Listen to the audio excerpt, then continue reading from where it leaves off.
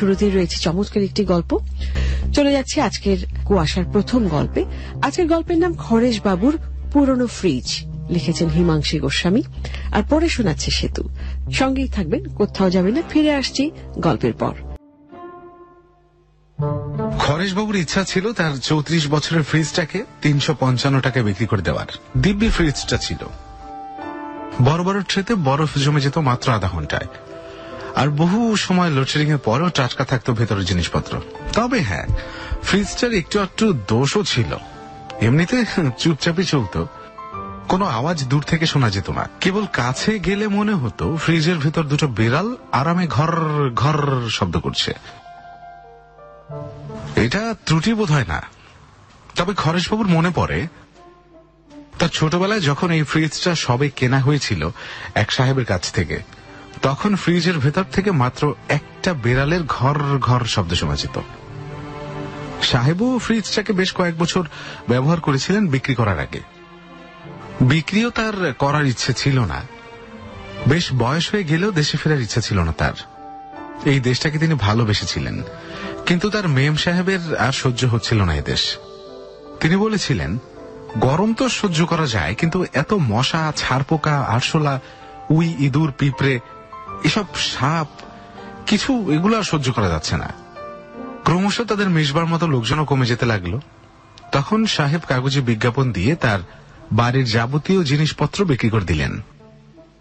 এই সাহেবের সঙ্গে খরেশবাবুর বাবার খুবই হৃদ্যতা ছিল, যে কারণে ফ্রিজটা তিনি তাকে প্রায় উপহারই দিয়ে দিয়েছিলেন। নইলে সে সময় ফ্রিজ কেনার সামর্থ্য ছিল না খরেশবাবুর বাবার। কিন্তু সেসব কথা এখন বিশদ করে বলার কোনো দরকার নেই। আসল কথা হলো, গত 34 বছর ধরে এক নাগাড়ে চলছে ফ্রিজটি। কত হাজার হাজার কেজি মাছ, কত মাখন, কত মাংস, কত সবজি যে এর মধ্যে ঢুকেছে আর বেরিয়েছে। কত টন বরফই না তৈরি হয়েছে। কত শরবত তারা খেয়েছেন, কত লোককে খাইয়েছেন। সত্যি এমন ফ্রিজের কথা এক কলমে লেখা সম্ভব নয়। অথচ এমন ফ্রিজটাকেই কিনা শেষ পর্যন্ত বিক্রি করে দিতে হলো, তাও কিনা মাত্র 355 টাকায়। খরেশবাবু যে ফ্রিজটাকে রাখতে পারবেন না বেশি দিন, সেটা তিনি মনে মনে যেন বুঝতে পারছিলেন। প্রথমে তার স্ত্রী, এমনিতে বেশ ভালো মানুষ, কিন্তু বছর দুয়েক আগে তিনি হঠাৎ সকালে টোস্ট করতে করতে বললেন, কাল দুপুরে একটা কাণ্ড হয়েছিল। খরেশবাবুর স্ত্রী বললেন, অদ্ভুত কাণ্ড। দুপুরে ঘরে শুয়ে পাখা চালিয়ে ঘুমাচ্ছি, হঠাৎ মনে হলো কে যেন পাশের ঘর থেকে চিৎকার করে উঠল। তা সে কুকুরও হতে পারে, মানুষও হতে পারে। হঠাৎ আওয়াজ হলো। আমি তো চমকে উঠলাম। কি ব্যাপার বুঝতে না পেরে পাশের ঘরে গিয়ে সব জায়গা দেখলাম, কিন্তু কোথাও কিছু নেই। তখন আমার মনে হলো হয়তো বাইরের রাস্তায় কোনো কুকুর ডেকে উঠেছিল। এছাড়া আর কিছুই তখন মনে হলো না। যাই হোক, মনটা কি রকম যেন হতে লাগলো, কারণ আমি স্পষ্ট শুনতে পেয়েছিলাম যেন পাশের ঘরেই ব্যাপারটা ঘটছে। খরেশবাবু টোস্টে এক কামড় দিয়ে বললেন, ওরকম হয়, হতেই পারে। মনের গতি প্রকৃতি অতি বিচিত্র, বুঝতে পেরেছ? একবার আমাদের অফিসের বটুকের কি হয়েছিল শোনো। একদিন সে ঘুমিয়েছিল, তার মনে হলো তার বড় মামা যেন কাছে এসে বসে বসে তার মাথায় হাত বুলিয়ে দিচ্ছেন আর বলছেন, এত ঘুমানো কি ভালো বটুক? ধর্মর করে সে উঠে বসলো। চারিদিকে তাকিয়ে দেখলো যে বিকট অন্ধকার, আর কোনো আওয়াজ নেই। কেবল তার পাশে রাখা হাত ঘড়ি থেকে টিকটিক আওয়াজ হচ্ছে। এই ঘড়ির আওয়াজ কখনোই কানের পাশে না নিলে শোনা যায় না, অথচ প্রায় 1.25 মিটার দূর থেকে আওয়াজ আসছে। তাড়াতাড়ি বটুক কি করলো জানো? সুইচ টিপে আলো জ্বাললো। দেখলো ঘড়িতে তখন 3:20 হয়ে 33 সেকেন্ড। বটুকের মনে পড়লো তার বড় মামার তখন সাংঘাতিক অসুখ। বাঁচেন কি মরেন ঠিক নেই। পেটের কি একটা অস্ত্রোপচারের পর তিনি নার্সিংহোমে রয়েছেন। বটুক হতবুদ্ধি হয়ে গেল। তার স্ত্রী তখন বটুকের মামা বাড়িতে রয়েছে, বড় মামাকে দেখাশোনার সুবিধার জন্য। তখন বটুক টেলিফোন করলো নার্সিংহোমে। সেখান থেকে জানা গেল, বাধা দিয়ে খগেশবাবুর স্ত্রী বললেন, বটুকের বড় মামা রাত 3:20 হয়ে 33 সেকেন্ডের কাছাকাছি সময় মারা গেছেন, তাই তো? না, খরেশবাবু বললেন। বটুক টেলিফোন করে জানতে পারলো তার বড় মামা খুবই ভালো আছেন। যে মারাত্মক বিপদের আশঙ্কা ছিল সেটা কেটে গেছে। পরদিনই বটুকের স্ত্রী ফিরে এলো বাড়িতে। একটু বোধহয় হতাশই হলেন খরেশবাবুর স্ত্রী। তিনি বললেন, অনেক গল্পে এমন ঘটনা দেখা যায়। খরেশবাবু বললেন, এই গল্পে তোমার পছন্দ মতো ঘটনা ঘটেনি, তার কারণ এটি গল্প নয়, সত্যি ঘটনা। আসলে মনের যে কত রকম ভুল হতে পারে এ নিয়ে অনেক গবেষণাও হয়েছে, বইটিও কম লেখা হয়নি। বৈজ্ঞানিকরাও গবেষণা করে দেখেছেন মনের মধ্যে অর্থহীন মনে হয় এমন নানা রকম ঘটনা ঘটে। যাই হোক, তোমার হয়েছিল কি জানো? আমার মনে হয় কোনো স্বপ্ন টপ্ন হয়তো দেখেছিলে, কোনো কুকুর হয়তো ছুটছিল, কেউ কুকুরকে ঢিল মারছিল, কিংবা অন্য কোনো কারণে চিৎকার করে উঠেছিল হু হু এমন শব্দ করে। খরেশবাবুর স্ত্রী বললেন, কুকুর কখনো এমন করে চিৎকার করে নাকি? খরেশবাবু বললেন, তবে যে তুমি বললে কুকুর ডেকেছিল এরকম ভাবে। খরেশবাবুর স্ত্রী বললেন, বাহ, আমি তো প্রথমেই বলেছিলাম কুকুরও হতে পারে মানুষও হতে পারে, কি বলিনি আমি এটা? খরেশবাবু এর উত্তর কি দেবেন চট করে বুঝতে পারলেন না। তার স্ত্রী তো বলেছেন কুকুরও হতে পারে মানুষও হতে পারে, তা কুকুর হলে পুরোটা তো কুকুরের কাজই হবে নাকি? তো সে কথা বলে তো তিনি অন্যায় কিছু করেননি। তাছাড়া কুকুরই তো হওয়া সম্ভব। পাশের ঘরের মানুষ ঘোর দুপুরে আসবে কোত্থেকে? তখন ছেলেমেয়েরা কেউ কলেজে, কেউ স্কুলে, তবে আবার তক্ষুনি তার মনে হলো কুকুরই বা পাশের ঘরে ঢুকবে কোত্থেকে? এই দোতলার ফ্ল্যাটে তা আবার। তিনি তখন বললেন, দেখো বিনু, কুকুরও নয় মানুষও নয়, কেননা পাশের ঘরে বাইরের মানুষ কিংবা কুকুর কেউই আসতে পারে না, অতএব ওটা তোমার মনের ভুল। বিনতা কি উত্তর দিতে চাচ্ছিলেন, কিন্তু ঠিক সেই সময় পাশের ঘর থেকে আওয়াজ এলো। ওরা দুজনেই পাশের ঘরে গেলেন, কিন্তু কোনো জন্তু জানোয়ার কিংবা মানুষ কিছুই দেখতে পেলেন না। ওরা অবাক হয়ে ভাবছেন কি হতে পারে। হঠাৎ এবার একেবারে যেন কানের পাশ থেকে আওয়াজ এলো। ও মা, বিনতা বললেন, আওয়াজ হচ্ছে ফ্রিজের ভেতর থেকে। কি সাংঘাতিক আওয়াজ! আওয়াজ কিন্তু সঙ্গে সঙ্গে থেমে গেল, আর আওয়াজ নেই। খরেশবাবু বললেন, বুঝলে বিনু, ফ্রিজের 12টা বেজে আসছে। আর ওরই বা দোষ কি বলো? বোধহয় 50 বছর প্রায় এক নাগারে সার্ভিস দিয়েছে। কয়েকবার অবশ্য ছুটিতে বেড়াতে যাওয়ার সময় ফ্রিজ বন্ধ রাখা হয়েছে, তাও 34 বছরে 500 দিনের বেশি তো নয়। আর দুবার তো রং করাতে নিয়ে গিয়েছিল। এতদিন কোনো ফ্রিজ টিকে থাকার তো কথাই না। নেহাত পুরনো দিনের তৈরি, তখনকার দিনের খেলো মাল দিয়ে জিনিস করতো না বিশেষ কেউ, সেই জন্য এতদিন গেল। এবারে একটা ভালো মতো ফ্রিজ কিনে ফেলতে হবে দেখে শুনে। কিন্তু কথাটা তারা ভুলে গেলেন, কেননা ফ্রিজ থেকে মাসখানেক কোনো অমানসিক আওয়াজই হলো না। তবে খরেশবাবুর একদিন মনে হলো ফ্রিজের মধ্যে এখন আর দুটো নয়, গোটা চারেক বিড়াল ঘর ঘর শব্দ করছে। তবে তাও সর্বদা নয়, মাঝে মাঝে। তিনি ভাবলেন, থাকগে, কি আর করা যাবে, যতদিন চলে চলুক, এর আসল কাজ তো করে চলেছে। দুম করে বন্ধ হয়ে গেলে তখন দেখা যাবে। এইভাবে চলছে। একদিন বাড়িতে অতিথি সমাগম হয়েছে। খরেশবাবুর বড় মামা ভবেশ তাদের বাড়িতে এসেছেন। খরেশবাবুর ছেলে বিনয়ের জন্মদিনে কি একটা কাজে আসতে পারেননি। ওর সঙ্গে এসেছেন বড় মামি, মামাতো ভাই দুজন আর তাদের স্ত্রী। বেশ ভালো ভালো রান্না হয়েছে। সকলে খেতে বসেছেন। রাত তখন 8:30। হঠাৎ ফ্রিজ থেকে আওয়াজ হলো। আর সে কি আওয়াজ! মনে হলো যেন হঠাৎ ভূমিকম্প শুরু হয়েছে এবং চতুর্দিকে বাড়িঘর সব ভেঙে পড়ছে। ভবেশ তো ওই আওয়াজ শুনেই চোখ উল্টে একেবারে অজ্ঞান। তাকে সব ধরাধরি করে পাশের ঘরের খাটে শুয়ে দেওয়া হলো। আধ ঘন্টা খাওয়া দাওয়া সব মাথায় উঠল। তারপর ডাক্তার, ইনজেকশন ইত্যাদির পর ভবেশ সুস্থ হলেন। এরপরে খাওয়া দাওয়া সবই হলো, কিন্তু কেমন যেন সব এলোমেলো হয়ে গেল। শচীন দেব বর্মনের গান শোনাবে বলে বিনয় একটা ক্যাসেট কিনে এনেছিল, সেটা বাজানোই হলো না। তাছাড়া একটা উপহার এনেছিলেন ভবেশ, সেটা না খোলা অবস্থাতেই পড়ে রইল। অতিথিরা চলে গেলে খরেশবাবু বললেন, না, এই ফ্রিজটাকে বিদায় করতেই হবে, আর সহ্য করা যাচ্ছে না। দিন দিনের ইয়ার্কির শখ হচ্ছে, দেখাবো মজাখানা। বিনতা বললেন, তোমার যেমন কথা, এত ভালো ফ্রিজ, একে বিদায় করার কোনো দরকার নেই। বোধহয় কিছু যন্ত্রের ত্রুটি হচ্ছে, তা মেরামত করে আনলেই তো হয়ে যায়। কথাটা আগে মনে হয়নি। সত্যি তো, মেরামত করে নেওয়াই তো ভালো। সামান্য ত্রুটি মেরামত করতে বা কতই লাগবে। একটা বড় ফ্রিজ মেরামতি কারখানা থেকে ছোকরা এক মেকানিক এসে ওই ফ্রিজ দেখে তো ভিমরি খাবার জোগাড়। তারপর আস্তে আস্তে ভিমরির ভাবটা কেটে গেল। তার হাসি শুরু হলো। সে ফ্রিজের সামনে বসে বসে কেবলই বলতে লাগলো, এ ফ্রিজ এখনো চলে। তারপরই হাসতে লাগলো। প্রায় 7-8 মিনিট ধরে সে হাসলো। তারপর গম্ভীর হয়ে ফ্রিজের কলকবজা পরীক্ষা করে বলল, এর নানান ত্রুটি, 10টা অংশ ক্ষয়ে ক্ষয়ে শেষ হয়ে গেছে প্রায়, এগুলিকে বদলাতে হবে। বেশ তো, খরেশবাবু বললেন, বদলে দাও তাহলে। এবার আবার হাসতে শুরু করলো মেকানিক। তারপর হাসিটা জোর করে থামিয়ে বলল, বুঝলেন দাদা, হল্যান্ডে তৈরি ফ্রিজের যন্ত্রাংশ এদেশে পাওয়া যাবে না। তাহলে হল্যান্ড থেকে আনার জন্য অর্ডার তো দেওয়া যাবে?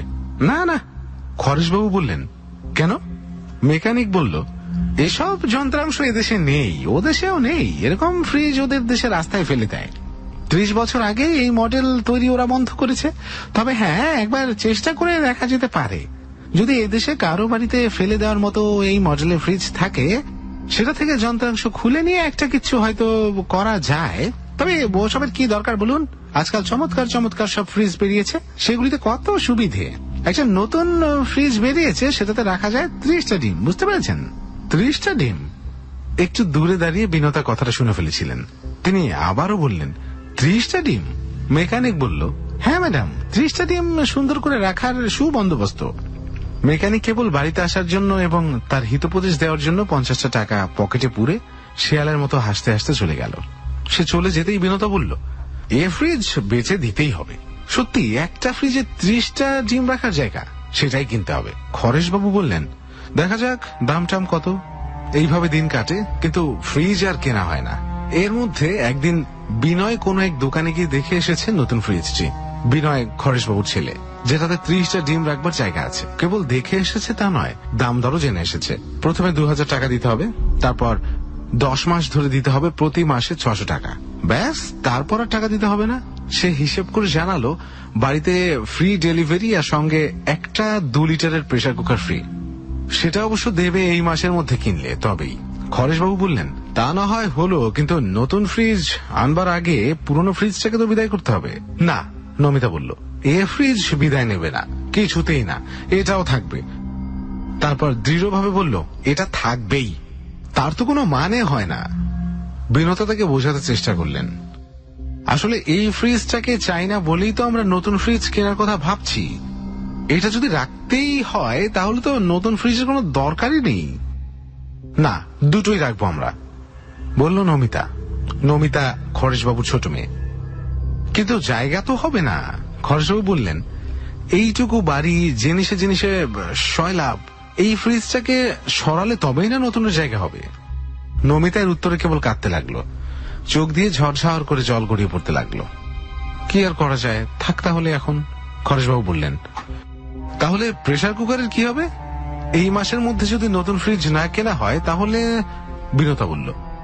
খরেশবাবু বললেন, সেটাও একটা কথা বটে, তবে গুরুতর ব্যাপার নয়। ফ্রিজের আওয়াজ ছাড়া আর তো কোনো গোলমাল নেই। থাক ওটা, যতদিন না একেবারে খারাপ হয়ে যাচ্ছে।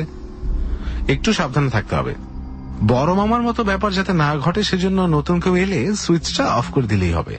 তাছাড়া রাত্রিরে বিদ্যুটে আওয়াজ যাতে না হয় সেজন্য রাত্রির বেলা রোজই অফ করে রাখা যাবে। দেখা যাক কি হয়।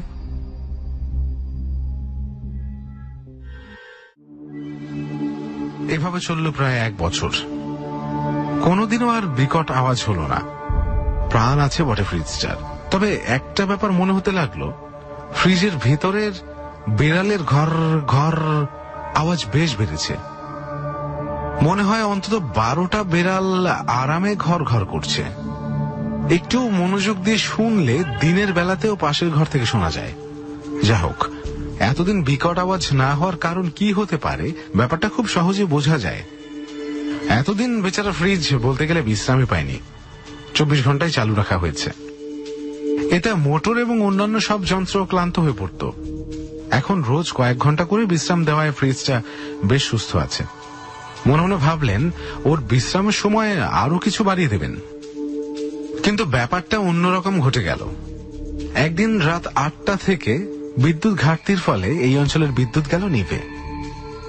এরকম চলল ঘন্টার পর ঘন্টা। রাত 10টার পরে শুতে যাওয়ার সময় সব সুইচ অফ করা হলেও ফ্রিজের সুইচ অফ করতে ভুল হয়ে গেল। কেবল তাই নয়, খাওয়ার ঘরের দরজাটাতেও ছিটকেনে দিতে ভুল হয়ে গেল। তবে ওই ভুলটা প্রায় হয়, দোতলা বেয়ে আর চুরি করা সম্ভব নয়, এটাই ধারণা ছিল খরেশবাবুদের। অথচ সেদিনই এলো চোর। পাশে কোথায় একটা বিরাট মই ছিল, সেটার সাহায্যে এক চোর বিদ্যুৎ বন্ধের সুযোগ নিয়ে রাত প্রায় 1টার সময় নিঃশব্দে উঠে এলো খরেশবাবুদের বাড়ির দোতলায়। এবং চোর খুশি হয়ে দেখল খাওয়ার ঘরের দরজা খোলাই। সে সন্তর্পণে ঢুকলো ঘরটিতে, টর্চের সাহায্যে দেখতে চেষ্টা করলো কি কি নেওয়া যায়, কিন্তু তার ভাগ্য খারাপ ছিল। দুম করে সমস্ত পাড়ায় বিদ্যুৎ চলে এলো, আর ফ্রিজটা এতক্ষণ বিশ্রাম করেও অকস্মাৎ বলে উঠল, আর সে কি বিকট আওয়াজ, এর সঙ্গে আবার গোটা 15 বিড়ালের ঘর ঘর। চোর দিশেহারা হয়ে মনে মনে ভাবলো বুঝি চিড়িয়াখানা ভেঙে 20টা বাঘ তাকে খেতে আসছে। ভয়ে বারান্দায় বেরোতে গিয়ে কিসে যেন ধাক্কা খেয়ে ফ্রিজটার উপর দরাম করে পড়ে কপালে চোট খেয়ে একেবারে অজ্ঞান।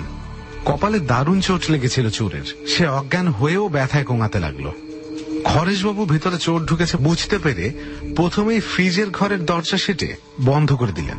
তারপর পড়শিদের সাহায্যে বিশাল মইটাকে সরানোর ব্যবস্থা হলো। কি যেন পুলিশকে ফোনও করে দিয়েছিলেন। পড়শিরা পরামর্শ দিলেন পুলিশ এসে দরজা খুলবে, তার আগে নয়। চোরের হাতে আজকাল বোমা পিস্তল থাকে, কি হয় কিছু তো বলা যায় না। গুলি টুলি যদি খেতেই হয় তাহলে পুলিশই খাক, ওরা গুলি খাওয়ার জন্য টাকা পায়। তাছাড়া ওরা জানে কেমন করে সশস্ত্র লোকদের মোকাবেলা করতে হয়, কিংবা কেমন করে কাজ করতে হয়। কয়েক মিনিটের মধ্যে পুলিশ এসে পড়ল। একজন অফিসার সমেত 6 জন পুলিশ, তার মধ্যে 2 জনের হাতে রাইফেল, আর পুলিশ অফিসারের কোমরে একটা বড় আকারের রিভলভার। পুলিশ অফিসার ফ্রিজের ঘরের দরজার সামনে এসে হুঙ্কার দিলেন, যে আছো ভিতরে বেরিয়ে এসো, মাথার উপর 2 হাত তুলে দরজা খুলে এক্ষুনি বেরিয়ে এসো।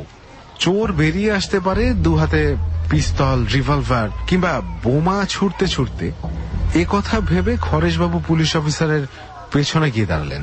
বিনতাকে বললেন, তোমার এখানে থাকার দরকার নেই, ঘরে ঢুকে দরজা বন্ধ করে থাকো, কি হয় কিছু তো বলা যায় না। নিচের ফ্ল্যাটের গুই মশাই এতক্ষণ দাঁড়িয়েছিলেন। এবারে তিনি গাইগুই করে হাত নেড়ে কি একটা অজুহাত দেখিয়ে দ্রুত বেগে পা চালিয়ে নিচ চলে গেলেন। আশেপাশের বাড়ির জনাদশেক প্রত্যক্ষদর্শী হওয়ার আশায় এতক্ষণ দাঁড়িয়েছিলেন, কিন্তু পুলিশ অফিসারের হুঙ্কার, মাথার উপর 2 হাত তুলে দরজা খুলে বেরিয়ে এসো। এই অসাধারণ একটা দৃশ্য দেখার সুযোগ পেয়েও কি মনে করে এক একজন এক এক রকম কথা বলতে বলতে পৃষ্ঠ প্রদর্শন করলেন। রাস্তার উপরে থাকেন রোগা টিংটিঙে খটখটে চেহারার এবং খিটখিটে মেজাজের ভবনাথ বাবু। তার হাতে ছিল ইয়া মোটা একটা বিরাট লাঠি। সেই লাঠি তিনি কেন এনেছিলেন বলা যায় না। সুন্দরবন অঞ্চলে ওই রকম লাঠি দিয়ে মোটামুটি হিংস্র একটা বাঘকে এক ঘায়ে মারার ক্ষমতা সে লাঠির ছিল, কিন্তু সে লাঠি মাথার উপর তোলার ক্ষমতা ভবনাথ বাবুর ছিল বলে মনে হয় না। যা হোক, তিনি বললেন, এই চোরের অ্যারেস্ট হওয়ার খুব একটা সদিচ্ছা আছে বলে আমার মনে হয় না। নিন, লাঠিটা কাছে রাখুন, আমার আবার কাল সকালে একটা আছে, আজ আর থাকা সম্ভব নয়। বলে লাঠিটাকে খরেশবাবুর হাতে ধরিয়ে দিলেন। খরেশবাবু লাঠিটাকে তুলতে গিয়ে দেখলেন বেজায় ভারী, আকার অনেকটা গদার মতো। বোধহয় পুরনো আমলের খাটের পায়াকে মিস্ত্রি দিয়ে মসৃণ করা হয়েছে এই পর্যন্ত। তিনি লাঠিটা পেয়ে খুব একটা সাহস পেলেন বলে মনে হলো না। যা হোক, তিনি লাঠিটাকে কাছে রাখলেন। অন্যরা সবাই নিচে দাঁড়িয়ে রইলেন মজা শেষ পর্যন্ত দেখার জন্য। বিনয় এদিকে তার আলমারি খুলে ক্যামেরার ফ্ল্যাশ গান লাগিয়ে রেখেছে, আর প্রস্তুত হয়ে আছে চোর বেরোলেই খচা খচ ছবি তুলবে। আর সেই ছবি খবরের কাগজে ছাপবার কথাও তার মনে হলো। পুলিশ অফিসারের এবার কড়া গলায় ধমক শোনা গেল, 1, 2, 3 বলার সঙ্গে সঙ্গে 2 হাত তুলে দরজা খুলে বাইরে না এলে দরজা ভেঙে ঘরে ঢুকবো। তারপর পুলিশ অফিসার রিভলভার হাতে বার করে বললেন, 1। কেউ দরজা খুলল না। খুলবে কোত্থেকে, আর কি করেই বা খুলবে? চোর তখন অজ্ঞান হয়ে নানা রকম বিভীষিকাপূর্ণ দুঃস্বপ্ন দেখছে। মাঝে মাঝে গো গো করছে, কিন্তু আওয়াজ খুবই মৃদু। তার কপাল ফুলে থেতলে গেছে, বিন্দু বিন্দু রক্তও পড়ছে। তাছাড়া দরজা খোলার দরকারই ছিল না, কেননা দরজাটা খোলাই ছিল। কেবল ভেজানো ছিল বলে বাইরে থেকে মনে হচ্ছিল দরজার ভেতর থেকে বন্ধ। 3। এবারেও কেউ দরজা খুলল না। পুলিশ অফিসার আদেশ দিলেন, দরজা ভেঙে ফেলো। 2 জন পুলিশ দরজায় কাঁধ দিয়ে একসঙ্গে ধাক্কা দিতে গিয়ে দরজা খুলে টাল সামলাতে না পেরে দুজনেই ধপাস করে পড়ে গেল মেঝের উপর। সে এক দৃশ্য। আর সেই সময় ফ্রিজ থেকে অমানসিক আওয়াজ বেরোলো। এই অপরূপ আওয়াজে পুলিশ অফিসার এবং বাকি 3 জন পুলিশ এগিয়ে যেতে গিয়েও পিছিয়ে এলেন। অফিসার অন্যমনস্ক ছিলেন বলে পিছিয়ে যাওয়ার সময় কেমন করে আঙ্গুলে চাপ পড়ে রিভলভারের ট্রিগারটি গেল টিপে, আর আওয়াজ হলো দ্রুম।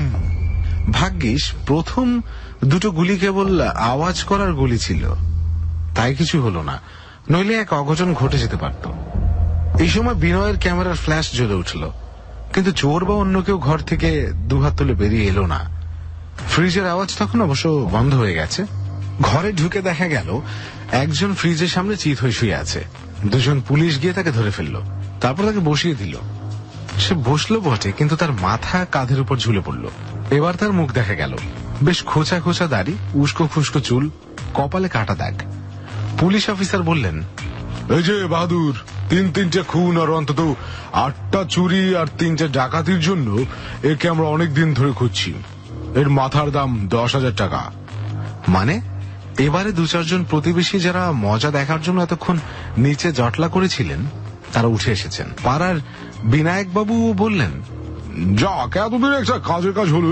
বেটাকে ধরার জন্য পুরস্কারটা নিশ্চয়ই খরচবাবুই পাবেন, কেননা উনি বুদ্ধি করে দরজার শেকলটা টেনে দিয়েছিলেন। তা খরচবাবু, আপনার পুরস্কার প্রাপ্তির পর এই আমাদের কথা মনে রাখবেন তো? তখন একজন কোত্থেকে ঘোত করে উঠে বললেন, খরেশ বাবু কি করেছেন? কেবল শেকল তুলে দিয়েছেন। ওটা একটা দুগ্ধপোষ্য বালকও পারে করতে। এই শর্মা না থাকলে টেলিফোন করতো কে পুলিশকে? দেখা গেল যিনি বলছেন তিনি হচ্ছেন প্রকৃতিবাবু। বিনতা বললেন, বাহ, আমি তো চিৎকারটা শুনলাম, আর আমি আমার স্বামীকে জাগিয়ে দিলাম। আমি না জাগালে ওই চোর ধরা পড়তো নাকি? পুলিশ দল বাহাদুরকে চ্যাংদোলা করে নিয়ে গেল নিচে। তারপরে জিপের আওয়াজ শোনা গেল। পড়শিরা আবার এলেন, এবার সংখ্যা অনেক বেশি। কি আর করা যায়, বিনতা দেবী খুশি হয়ে বরফ দিয়ে প্রচুর শরবত খাওয়ালেন অতিথিদের। অতিথিরা সব নানান রকম উপদেশ দিতে দিতে চলে গেলেন। তখন ভোর হয়ে গেছে। এরপর বেশ কিছুদিন ফ্রিজটা ঠিকই রইল, কিন্তু আওয়াজ, ভয়ঙ্কর সব আওয়াজ বেড়ে যেতে লাগলো। কোনো দিন 1 বার, আবার কোনোদিন 10 বার পর্যন্ত আওয়াজ হতে লাগলো। নানা রকম জন্তু জানোয়ারের মতো আওয়াজ তো বটেই, এমনকি একদিন নাকি পিয়ানোর মতো আওয়াজ বেজেছিল প্রায় আধা ঘন্টা। বিনতার মনে হয়েছিল তাতে একটা ইংরেজি সুর বাজছিল। খরেশবাবু পরে শুনে বললেন, তা হতেও পারে, সাহেবী যন্ত্র তো খোদ ইংল্যান্ডে তৈরি। কিন্তু এত গুণ থাকা সত্ত্বেও পাড়ার এক মিষ্টিওয়ালাকে এই ফ্রিজটা বিক্রি করে দিলেন খরেশবাবু। প্রথমে ভেবেছিলেন 1000 টাকার কমে বেচবেন না, কিন্তু মিষ্টিওয়ালা দিতে চেয়েছিল মাত্র 200। 4 দিন ধরে দরদস্তুর করে শেষে 350 টাকায় রফা হলো। ফ্রিজটা নিয়ে যাওয়ার পর বাড়িতে যেন শোকের ছায়া নেমে এলো। খরেশবাবু মন খারাপ করে খিদে নেই বলে 2 গ্লাস ঘোল খেয়ে শুয়ে পড়লেন। বিনতা কাঁদতে লাগলেন, এই বলে যে তার নতুন ফ্রিজ চাই না। ফ্রিজ এলো, কি চমৎকার উজ্জ্বল সাদা রং। বন্ধ করবার সময় কেবল দরজাটা একটু ঠেলতে হয়, একটু আওয়াজ শোনা যায় না। উৎসাহে সেদিনই বিরয় 30টা ডিম কিনে এনে ফ্রিজে সাজিয়ে রাখলো। 16-17 দিন পর হঠাৎ ফ্রিজে একটা আওয়াজ হলো, খট।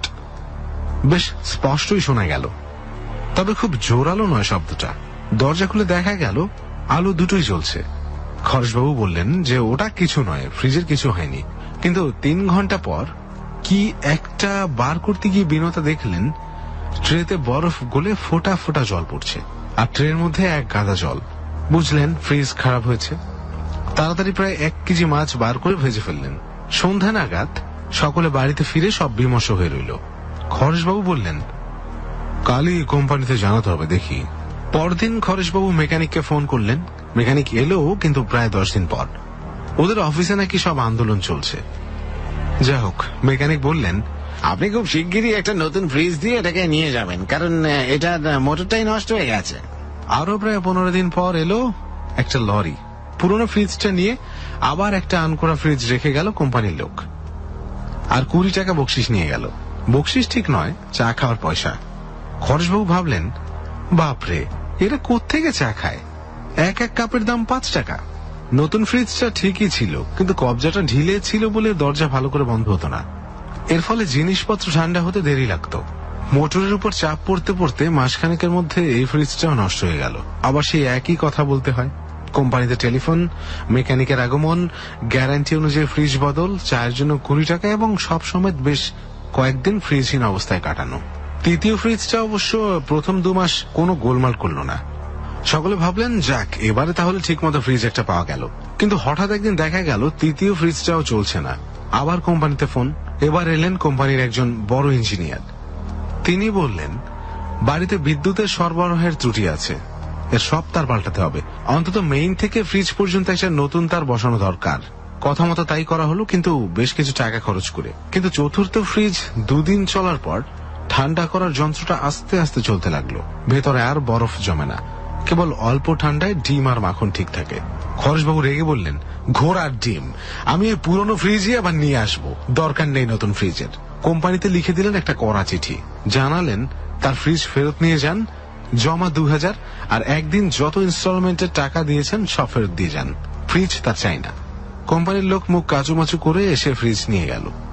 দুঃখ প্রকাশ তো করলই, তারপর চেকও দিয়ে গেল। যা টাকা দিয়েছিলেন সবই ফেরত পেলেন খরচবাবু। তবে এবারে আর চায়ের দামটা দিতে হলো না। খরচবাবু ভাবলেন তার পুরনো ফ্রিজটাকে আবার আনতে হবে, কিন্তু একবার বেচে দেওয়ার পর মিষ্টিওয়ালা তো নাও দিতে পারে। এটা ভেবে তার মন খারাপ হয়ে গেল। তিনি তবু একবার চেষ্টা করবেন বলে ঠিক করলেন। তিনি বাড়ি থেকে বেরিয়ে গুটি গুটি চললেন মিষ্টির দোকানের দিকে। বেশি দূর যেতে হলো না অবশ্য। তিনি দেখলেন মিষ্টিওয়ালা নগেন তার দিকে আসছে। তিনি কিছু বলার আগেই নগেন বলল, বাবু ও ফ্রিজ আপনি নিয়ে যান। পরশু থেকে সারাদিন ওর ভেতর বাঘের আওয়াজ, ডজন ডজন বাঘ, বুঝতে পেরেছেন?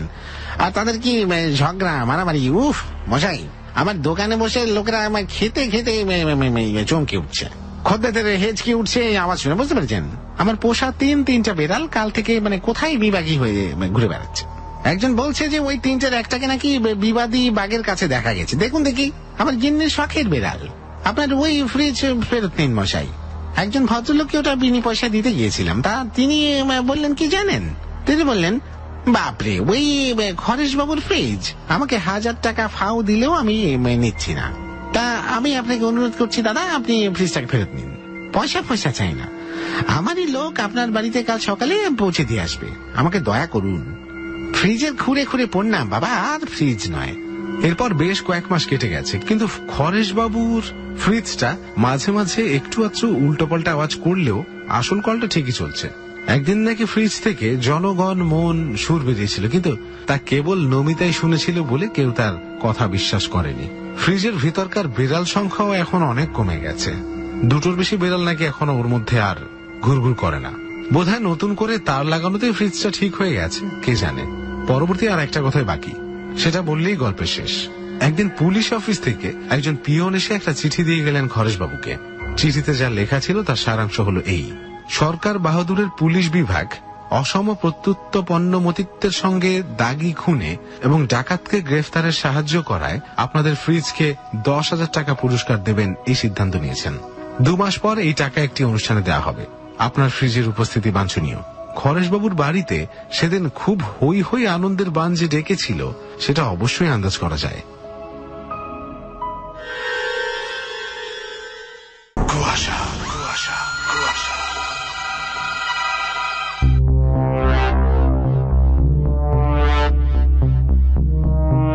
শুনছিলেন গল্প খরেশবাবুর পুরনো ফ্রিজ, লিখেছেন হিমাংশী গোস্বামী, আর পড়ে শোনালো সেতু। আর এখন সময় গেছে আমাদের মূল কাহিনীতে যাবার, অর্থাৎ কুয়াশার মূল কাহিনী শুনবো। আজকের মূল কাহিনী লিখেছেন জোসা। যাচ্ছি আজকের মূল কাহিনীতে, আবারও বলছি লিখেছেন জোসা। এখন শুনবো গল্পের প্রথম পর্ব, তারপর ফিরে এসে বাকিটা শুনবো। সঙ্গেই থাকবেন।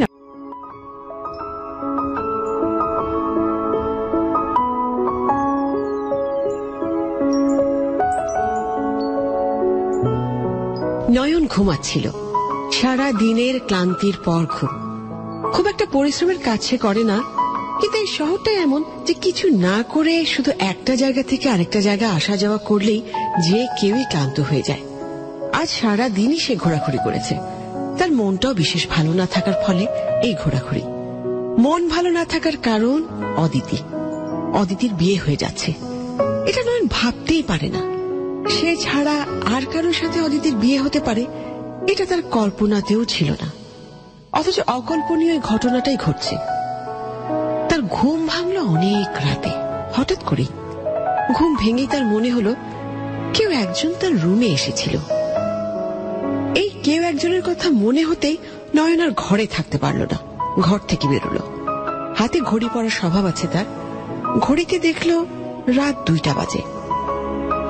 কিন্তু এত রাতে কোথায় যাবে, তাই কোনো লক্ষ্য ঠিক না করেই সে হাঁটা শুরু করলো। নয়ন থাকে হাতিরপুলে। সেখান থেকে হাঁটতে হাঁটতে সে চলে এলো একটা নামী হাসপাতালের সামনে। হাসপাতালের আশেপাশে তখনও মানুষজন আছে, চায়ের দোকানও আছে। সে 1 কাপ চা নিয়ে সিঁড়িতে বসলো। তার উদ্দেশ্য এখানে কিছুটা সময় থেকে সে আবার নিজের রুমের দিকে চলে যাবে। আর এদিকে হাসপাতালের ভেতরে তখন একটা গোপন অপারেশন করছেন 2 ডাক্তার, একজন পুরুষ আর একজন মহিলা।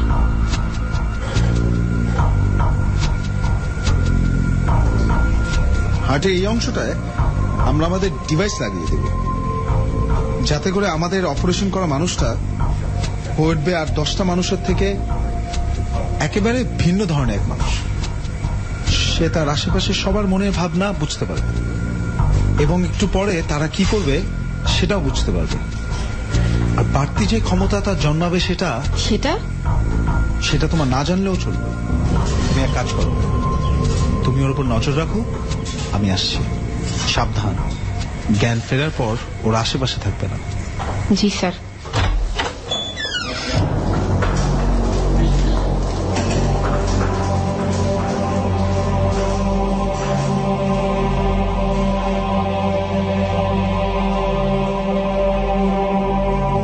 এটা হবে নতুন মানুষ।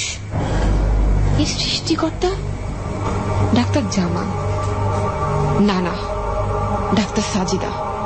হ্যাঁ হ্যাঁ ডাক্তার সাজিদা, অবশ্যই আমি এই নতুন প্রজাতির মানুষের সৃষ্টিকর্তা। কিন্তু এমন একটা সময় ডাক্তার জামান আমাকে একা রেখে কোথায় গেলেন? তার তো এই সময় যাবার কথা নয়। এ কি রোগীর হার্টবিট এত দ্রুতগতির হচ্ছে কেন? হাই প্রেশারের রোগীদের চাইতেও অনেক বেশি। যদি এই সময়ের জ্ঞান ফিরে আসে তাহলে কি হবে? সাজিদা, আমার নাম জানলো কিভাবে? এই মেয়ে তো আমার নাম জানার কথা না, কি করে জানলো? আমি সব জানি। আকাশ সমুদ্রের যত রহস্য সব জানি, মহাবিশ্বের গতি প্রকৃতি সব জানি, গাছেদের ভাষা সব বুঝি। আর ক্ষুধা পেলে মানুষের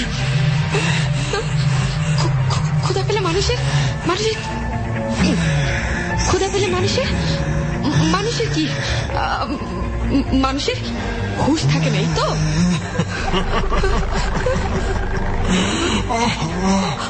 ভয় পাচ্ছেন কেন? আমার সৃষ্টিকর্তা আমাকে বানিয়েছেন, এখন আমার ক্ষুধা পেয়েছে। যা করার তা আপনাকেই করতে হবে। এই তো, দাঁড়াও তোমাকে দেখো তো, এই যে গ্লুকোজ, এই তো স্যালাইন। আমার বিছানা নিচে তাকাও, দেখো একটা সাদা বেড়াল আছে। দাঁড়াও, হ্যাঁ তাই তো, একটা সাদা বেড়াল। কি করে জানলো মেয়েটা? ওর তো জানার কথা নয়। আর মরা বিড়ালটাই বা এখানে এলো কি করে?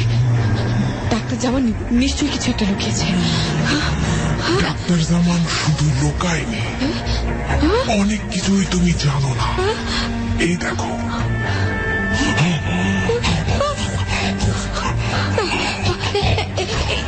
এটা কিভাবে সম্ভব? না না না না, এটা হতে পারে না। কোথায় গেল মেয়েটা? আমি তো দেখতে পাচ্ছি না। এখন না দেখাই ভালো, এখন দেখলে তুমি অজ্ঞান হয়ে যাবে। বেড়ালটা কোন? এই কে কোথায় আছো? আমাকে বাঁচাও, নার্স। এই তো আমি, দেখতে পাচ্ছ?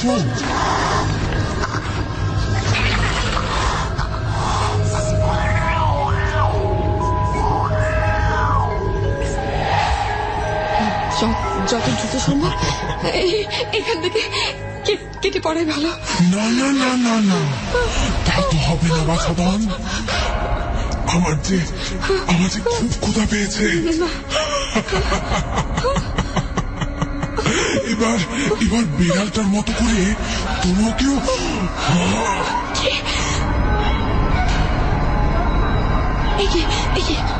মেয়েটা আবার অদৃশ্য হয়ে গেল। বাঁচাও!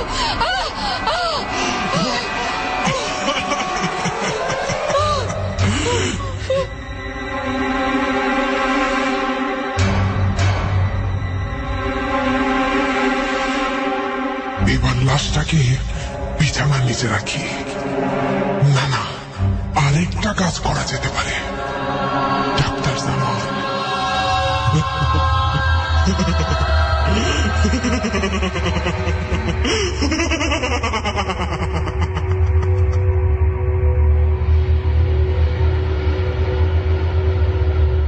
ডাক্তার জামান জানেন যে অপারেশন তিনি করেছেন তাতে করে মিনিট 5 ভেতর ডাক্তার সাজিদার আর বেঁচে থাকার কথা নয়। এই বিশেষ মানুষ তৈরির জন্য তিনি একাধারে সমন্বয় করেছেন কয়েকটি বিষয়। পৃথিবীর সব থেকে মানিয়ে নেওয়া প্রাণী হল মানুষ। যদিও মানুষের তেমন কোনো বিশেষ ক্ষমতা নেই, তবু মানুষ পৃথিবীর অন্য প্রাণীর উপর কর্তৃত্ব ফলায়, অন্য প্রাণীর সমস্ত অধিকার ধ্বংস করে। যদি এমন হতো যে মানুষ সিংহের মতো শক্তিশালী আর মাংসাশাসী, যদি সে কিং কোবরার মতো বিষাক্ত হতো, আর যদি মানুষের ভেতর গিরগিটির বৈশিষ্ট্য দেওয়া যেত, কিংবা মানুষ খেকো নেকড়ে ও মানুষ খেকো আফ্রিকান সেই বৃক্ষটার বৈশিষ্ট্য সে পেত, তাহলে কি হতো? এই চিন্তা থেকেই ডাক্তার জামান দীর্ঘদিন গবেষণা করে আজকের অপারেশনটা করেছেন। মেয়েটাকে তিনি তার নিজের বাড়িতে কয়েকদিন আটকে রেখেছিলেন। তারপর অজ্ঞান করে ডাক্তার সাজিদার সহায়তায় অপারেশনটা করেছেন। যদিও একে একে বেশ কিছু ছোট অপারেশন তিনি তার বাসাতেই করেছেন, তবুও মাস্টার অপারেশনটা এই হাসপাতালেই করেছেন। এই ধরনের বিশেষ মানুষ তৈরির একটা বাজার তিনি নিশ্চয়ই পাবেন, সেটাই তার আশা। এরপর মিনিট 10 অপেক্ষার পর তাই তিনি আবার অপারেশন রুমে ঢুকলেন। ঢুকে অবাক হয়ে গেলেন রোগী মারা গেছে দেখে। স্যার, সর্বনাশ হয়ে গেছে, রোগী তো মারা গেছে স্যার। না না, এই রোগী মারা যেতে পারে না। দেখি স্যার, হঠাৎ করে রোগীর হার্টবিট বেড়ে গেল। আপনি আমাকে এখান থেকে যেতে বলেছেন, তাই আমি চিন্তা করে দেখলাম রোগীর পাশ থেকে আমার কোনোভাবে সরে যাওয়া উচিত না। আমি যথেষ্ট চেষ্টা করেছি স্যার, কিন্তু কোনোভাবেই রোগীকে বাঁচাতে পারলাম না। বাঁচার কথা ছিল কার, আর কে বেঁচে গেল? আর সারা জীবনের গবেষণা কোনোভাবেই ভুল থাকতে পারে না। এ কি, রোগী তো নেই, এটা তো ডাক্তার সাজিদা। তাহলে আমার পেছনে যে আছে সে আমার এক্সপেরিমেন্ট, অথচ আমি বুঝতে পারলাম না। হ্যাঁ ডক্টর জামান, আমি আপনার এক্সপেরিমেন্ট।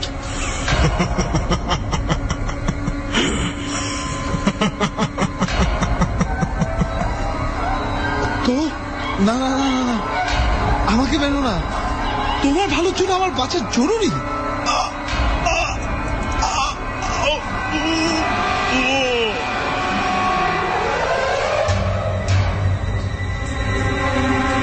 এবার ডাক্তার সাজিদা রূপে এখান থেকে বেরিয়ে যেতে হবে। তার আগে ডাক্তার জামানের সব রিসার্চের ফলাফল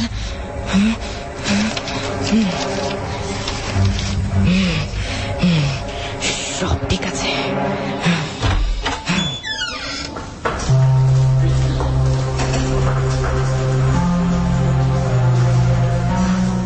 এই যে শুনছেন?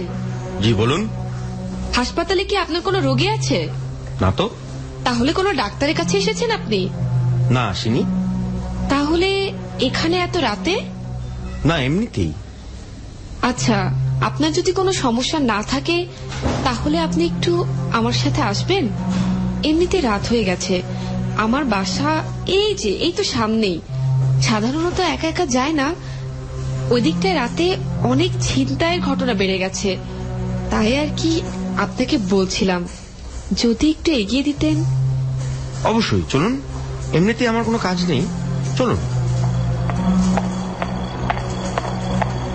আমরা একটা রিসার্চ করছি।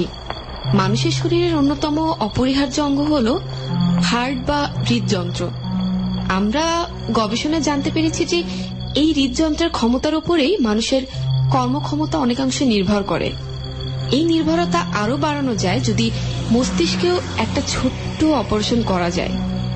তাই নাকি? হ্যাঁ, তবে এই গবেষণার প্রয়োজনে আমাদের কিছু স্বেচ্ছাসেবক বা ভলেন্টিয়ারের প্রয়োজন। যারা নিজেরা আগ্রহী হয়ে আসতে ইচ্ছুক আমরা তাদেরকেই এই অপারেশনের ব্যাপারে উৎসাহ দেই, অন্যথায় দেই না। শুধু আর কিছু না। যা হোক, আপনার কি মন খারাপ? সম্পর্ক নিয়ে জটিলতা? জি না না, তেমন কিছু না। বলতে না চাইলে বলবেন না। মহিলা এত কিছু জানলো কিভাবে? কি মনোরোগ বিশেষজ্ঞ নাকি? বলেই হলো, বয়স তো খুব বেশি না, সবেমাত্র ডাক্তারি পাশ করেছে মনে হয়। ও হ্যাঁ, আমাকে দেখতে তেমন বয়স আছে বলে মনে হয় না। মনে হয় সবেমাত্র মেডিকেল পাশ করেছি, কিন্তু আমার বয়স তাও ধরেন আপনার কত 28 থেকে 30 হবে। আমার থেকে আপনি 5 বছরের ছোট হবেন। না মানে মানে এই মহিলা তো সাংঘাতিক, এত বোনের সব কথাই বুঝতে পারলাম। নয়ন ফুটপাতে না উঠতে উঠতেই একটা নিশান কার ফুটপাতের পাশে দাঁড়ানো লাইট পোস্টে ধাক্কা খায়, যেখানে নয়ন ছিল একটু আগে। নয়ন অবাক হয়ে যায়, তারপর কিছু বলবে কিনা ভাবে। আপনি রাস্তার ওদিক থেকে সরে আসুন তো, উঠে আসুন ফুটপাতে। আসুন আসুন। জি মানে আপনাকে একটা কথা বলবো? না, আমাকে কিছুই বলতে হবে না। শোনেন, এগুলো সাধারণ কমন সেন্স। আপনি এত রাতে এখানে এই হাসপাতালের নিচে এসে বসে আছেন, আপনার কোনো রোগীও নেই, কাউকে দেখতেও আসেননি, তাই আপনার মন খারাপ এটা বোঝা খুব একটা কঠিন কাজ না। এত রাতে একটা একা মেয়ের সাথে আপনি হাঁটতে রাজি হয়েছেন, কাজেই তার বয়স কত এমন একটা ভাবনা আপনার মাথায় আসতেই পারে। আর আপনার বয়স যে 28 থেকে 30-এর মধ্যে, এটাও ধারণা করা খুব সহজ, তাই না? হ্যাঁ তা ঠিক আছে, কিন্তু কিন্তু কি? এই রাস্তা ছেড়ে ফুটপাতের ব্যাপার তো। জি মানে হ্যাঁ। দেখুন, ঢাকা শহরে এটা হরহামেশাই ঘটে। একটু চোখ কান খোলা রেখে চললেই ব্যাপারটা আপনার কাছে পরিষ্কার হয়ে যাবে। আমাদের ক্ষেত্রে এটা কাকতালীয় ভাবে ঘটছে, এতে আশ্চর্য হবার কিছুই নেই। জি জি, আপনাকে আর আসতে হবে না, আমার বাসার কাছে চলে এসেছি। আপনি চাইলে চলে যেতে পারেন। আপনাকে অনেক ধন্যবাদ, আপনি আমার উপকার করেছেন, এটা আমি মনে রাখবো। আচ্ছা ঠিক আছে, ভালো থাকবেন। অবশ্যই। আর একটা কথা। না থাক। জি বলুন। আপনি ঠিক কি ভাববেন আমি জানি না, তবে ভূত বা অশরীরী আত্মা পৃথিবীর সব স্থানেই আছে, শুধু আপনার রুমে নেই, এখানেও আছে, আবার হাসপাতালের অপারেশন রুমেও আছে। কাজেই এই অশরীরী আত্মার কথা মনে করে ভয় পাবার কোনো মানে নেই। এরা সাধারণত মানুষের ক্ষতি করে না, তবে মানুষের অতিরিক্ত লোভের উচিত শিক্ষা দেয়। যদিও অনেক ভূত আছে যারা আবার ভালো মানুষের ক্ষতিও করে। আপনি এসব জানলেন কি করে? আমি ঘর থেকে বের হয়েছি কেন সেটাও আপনি জানেন? তাহলে বলুন, আপনাকে কেন সন্দেহ করব না? করবেন না, কারণ আমি একজন ডাক্তার। ডাক্তার বলেই একজন মানুষের মন পাঠ করতে পারবেন ঠিক আছে, কিন্তু তার অতীত, বর্তমান, এমনকি ভবিষ্যৎ জানাটা তো সম্ভব নয়। বলুন আপনি কে? আমি ডাক্তার সাজিদা। ভালো থাকবেন, পরে দেখা হবে। বলে ডাক্তার সাজিদা রূপী রোগী চলে যায়। নয়ন একা একা হাঁটতে থাকে আর সদ্য পরিচয় হওয়া ডাক্তারের কথা ভাবতে থাকে। যে পথে এসেছিল আবার সেই পথেই হাঁটতে থাকে। হাঁটতে হাঁটতে একসময় চলে আসে সেই হাসপাতালের নিচে। তখন হাসপাতালের সামনে ডাক্তার, নার্স, রোগীদের আত্মীয় স্বজনের ভিড়, আর আছে পুলিশের পাহারা। এত রাতে এত মানুষের ভিড় দেখে নয়ন সেখানে যায়। তারপর উকি দিয়ে দেখে, নিজের চোখকে বিশ্বাস করতে পারে না, চিৎকার দিয়ে ওঠে নয়ন। তারপর কোনো কথা বলতে পারে না কয়েক মুহূর্ত।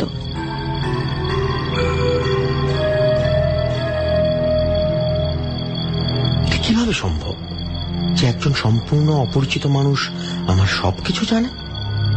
শুধু জানে তাই নয়, আমার সামনে কি আছে সেটাও জানে। আজব, নিশ্চয় কোনো রহস্য আছে। এখন রাত 2:30টার বেশি বাজে। এই সময় একজন মানুষ এসে আমাকে বলে গেল অসুরেরই আত্মা পৃথিবীময় ঘুরে বেড়ায়। এটাকে কি বলবো? ধুর, এমনিতেই মহা ঝামেলার ভেতর আছি, তার উপর আবার নতুন ঝামেলা এসে জুটেছে। এ কি, হাসপাতালের সামনে এত মানুষের জটলা কেন? কেউ মারা গেছে নাকি? না না, কেউ মারা গেলে তো পুলিশ তো এখানে থাকার কথা না। তার মানে জটিল কিছু ঘটেছে। এই যে ভাই, আরে হ্যাঁ হ্যাঁ, আপনাকে বলছি, কি হয়েছে? আমিও বুঝতে পারতেছি না কি যে হয়েছে। মহা মুশকিল। আপনি না ওই দিক থেকে আসলেন? মহা মুশকিল তা আসলাম, কিন্তু মেলা ঝামেলার বিষয় মনে হইতাছে। একজন না ভাই, দুইজন ডাক্তার মইরা গেছে। এই তো যা জানতে চাইলাম তাই তো বললেন দেখছি। এইটা ঠিক মতো বলা হইল না ভাই সাহেব। মহা মুশকিল। 2 জন ডাক্তার খালি মারা যায় নাই, আরো মেলা ব্যাপার স্যাপার আছে। মহা থাক, আপনাকে আর বলতে হবে না, আমি দেখছি ব্যাপারটা কি ঘটেছে। আপনি যদি দেখবেন তাইলে আমারে আবার জিগাইলেন কেন? মহা মুশকিল, পুলিশের ব্যাপার স্যাপার। না না, আপনার কোনো সমস্যা হবে না ভাই, আমি সরি ভাই। পুরাটা শুন না আবার কয় আমার কোনো সমস্যা হইব না। মহা মুশকিল। আরে ভাই, আমি কি করলাম? আচ্ছা ঠিক আছে, আপনি যান, আমি দেখে আপনাকে বিস্তারিত জানাবো, তাহলে শোধ হয়ে যাবে। কেমন? এ তো মহা মুশকিলে পড়া গেল। যান ভাই যান, আপনি যান। দেখি ভাই, ভাই দেখি ভাই। কি দেখবেন? দেখেন ভালো করে, আমার দেখেন। যত সব 2 জনই ডাক্তার না, কিভাবে মারা গেছে জানেন নাকি? তদন্ত শুরু হয়নি, কেবল কমিটি গঠন করা হয়েছে। তদন্ত হওয়ার আগে কিচ্ছু বলতে পারবো না। প্রাথমিকভাবে কিছু বলেন, মানে যা ঘটেছে। আপনি ওই নার্স ভদ্র মহিলাকে জিজ্ঞেস করতে পারেন, উনি ভালো বলতে পারবেন আশা করি। ঠিক আছে, ধন্যবাদ। আচ্ছা কি হয়েছিল ওনাদের? কি আর হইব বলেন, অপারেশন রুমে 2 জনের লাশ পাওয়া গেছে। আমি প্রথম দেখি নাই, কুলসুম গরম পানি নিয়ে গেছিল। স্যার নাকি ওরে কইছিল যে আধা ঘন্টা পরে গরম পানি নিয়ে যেত পেশেন্টের জন্য। পরে যায় দেখে 2 জনে পইরে আছে। তারপর আবার কি, কুলসুম ভালো করে তাকাইয়ে দেখে যে শুধু ডাক্তাররাই মইরা পইরে আছে, পেশেন্টটা আর নাই। বলেন কি? যা জানি তাই বললাম। স্যার আর ম্যাডাম কত ভালো মানুষ আসছিল রে।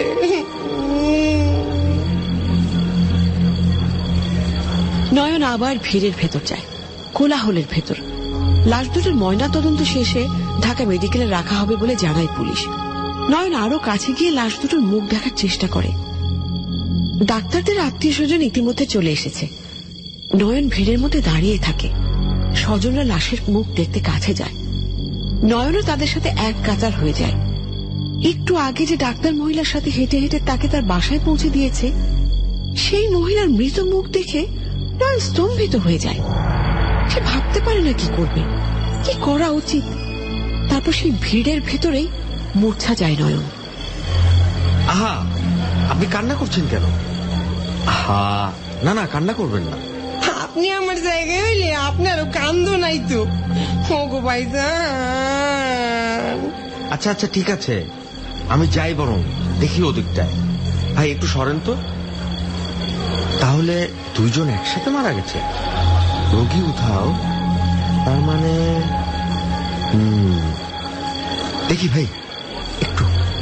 হ্যাঁ এই তো, হ্যাঁ দেখতে পাচ্ছি এবার। দেখি, এ তো অসম্ভব। Doctor, doctor Sajida.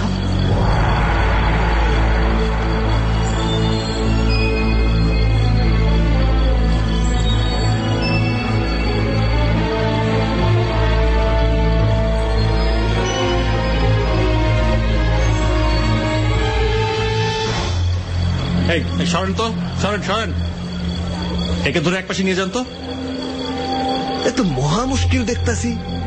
একটু আগে এই লোকটাই তো আমারে সবকিছু জিগাইল, এখন আবার এ নিজেই চিৎপটান।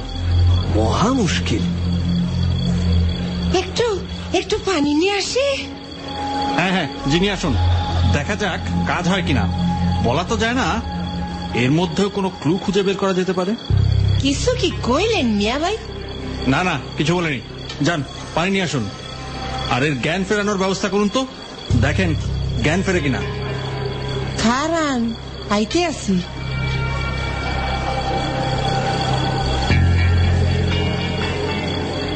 আবা, এই নেন পানি।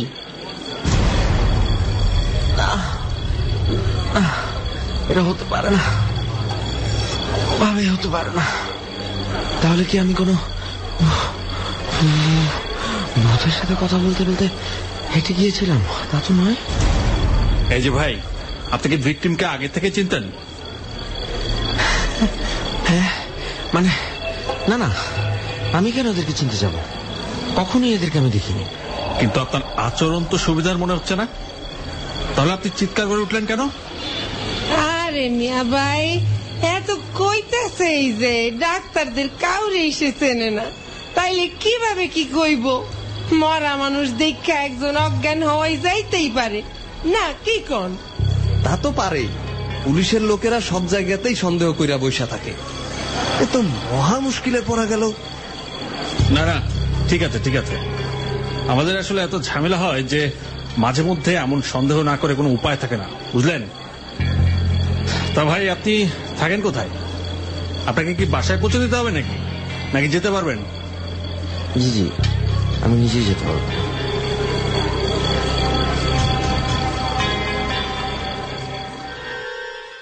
এতক্ষণ শুনছিলেন আজকের কাহিনীর প্রথম পর্ব, এবং প্রথম পর্বে আমরা দেখেছি নয়ন নামে একটি ছেলে যে একটু ভীতু প্রকৃতির, ঘরে রাতের বেলা ঘুমোতে ভয় পায়, এবং একদিন রাতে সে ঘুমোতে সেরকম ভাবে অস্বস্তি বোধ করে বাড়ি থেকে বেরিয়ে যায় বাইরে একটু হাঁটাহাঁটি করবে বলে, এবং হাঁটতে হাঁটতে সে চলে যায় তার বাড়ির কাছাকাছি একটি হাসপাতালে।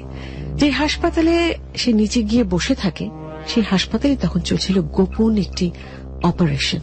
অদ্ভুত এক অপারেশন করছিলেন এক মহিলা ডাক্তার, যার নাম ডক্টর সাজিদা এবং ডক্টর জামান। দুজন অপারেশন করছেন এবং অপারেশন করে তারা নতুন কিছু আবিষ্কার করতে চাইছেন। যার অপারেশন করছেন তার কোনো রোগ হয়নি, অসুখ না, বিসুখ না, কিন্তু তাকে নিয়ে এই দুই ডাক্তার অদ্ভুত এক খেলায় মেতেছেন। তারা নতুন কিছু আবিষ্কার করতে চাইছেন একজন মানুষকে দিয়ে, এবং একটা পর্যায়ে দেখা যায় যে সেই অপারেশনের রোগী যে ছিল তাকে দিয়ে যে তার উপর যে এক্সপেরিমেন্টটা করা হচ্ছিল সেটা করতে করতেই সে এক পর্যায়ে জেগে ওঠে, এবং যে ডাক্তার অপারেশন করছিলেন তাকেই সে ঘায়েল করে ফেলে, এবং তার খুব খিদে পায়, সে একটি বিড়ালও খেয়ে ফেলে আমরা দেখি। তো যাই হোক, এদিকে নয়ন যখন রাস্তায় হাঁটছিল, ডক্টর সাজিদার সঙ্গে নয়নের আলাপ হয়, এবং তারা দুজন একসঙ্গে কথা বলতে বলতে রাস্তা পার হয়ে একটা জায়গায় আসে, এবং নয়ন তার বাড়িতে যাবার জন্য নয়ন আবার সে পৌঁছে যায় সে হাসপাতালের সামনে, যেখানে গিয়ে সে দেখতে পায় প্রচুর ভিড়, এবং অদ্ভুত ভাবে সে দেখতে পায় যে ডাক্তারটি এতক্ষণ তাকে সঙ্গ দিয়েছিল রাস্তায়, সেই ডাক্তার অর্থাৎ ডক্টর সাজিদাই মরে পড়ে আছে, এবং সঙ্গে আরো একজন ডাক্তার, দুজন ডাক্তার। কিভাবে মারা গেল, তাহলে তার সঙ্গে কথা বললো কি, এসব ভাবতে ভাবতেই অজ্ঞান হয়ে যায় নয়ন। এরপরে কি আছে এই অদ্ভুত কাহিনী, ভীষণ জটিল এক কাহিনী। আজকে কি এক্সপেরিমেন্ট করছিলেন ডাক্তার দুজন, এবং ডাক্তার দুজনই কি মারা গেলেন, এবং সেই তাহলে যদি মারাই যেয়ে থাকে তাহলে সেই ডাক্তার সাজিদা আবার কোত্থেকে এলো, সবকিছু জানবো আমরা এই পরের পর্ব থেকে। সঙ্গেই থাকবেন।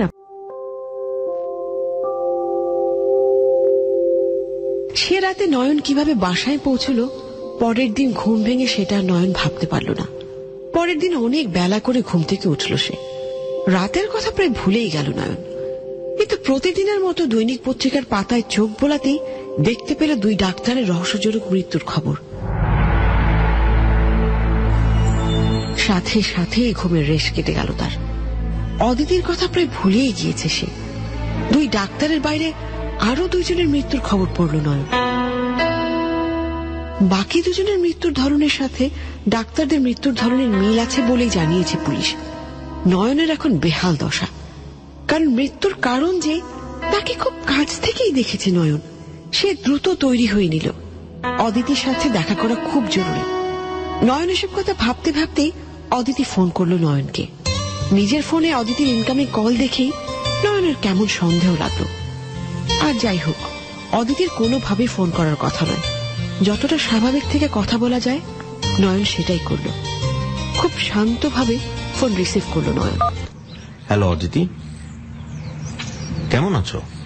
ভালো, তুমি কেমন আছো? বেশ ভালো আছি, এই তো ঘোরাঘুরি করে সময় কেটে যাচ্ছে। তারপর তোমার ওদিকের আনুষ্ঠানিকতা কত দূরে গেল? আরে বাদ দাও তো। আচ্ছা, তুমি কি খুব বেশি ব্যস্ত? না, বলো। না মানে বলছিলাম যে একবার কফি খেতে আসবা। কোথায়? কেন, কোথায় আবার? এরই মধ্যে ভুলে গেল সবকিছু? না না, ভুলিনি। আচ্ছা ঠিক আছে, কফি শপে আমি পৌঁছে যাব। তুমি কখন আসতে চাও? এই ধরো 5টা নাগাদ। ওকে, ডান, আমি থাকবো। তোমার কোনো সমস্যা হবে না তো আবার? তুমি এখনো গাধাই থেকে গেলা। আরে সমস্যা হলে আমি কেন তোমার সাথে দেখা করতে যাব? আরে গাধা না হলে কি আর এই অবস্থা হয়? তাই। আচ্ছা বাদ দাও তো, বিকালে দেখা হবে। এখন রাখলাম, টাটা। ঠিক আছে, বাই।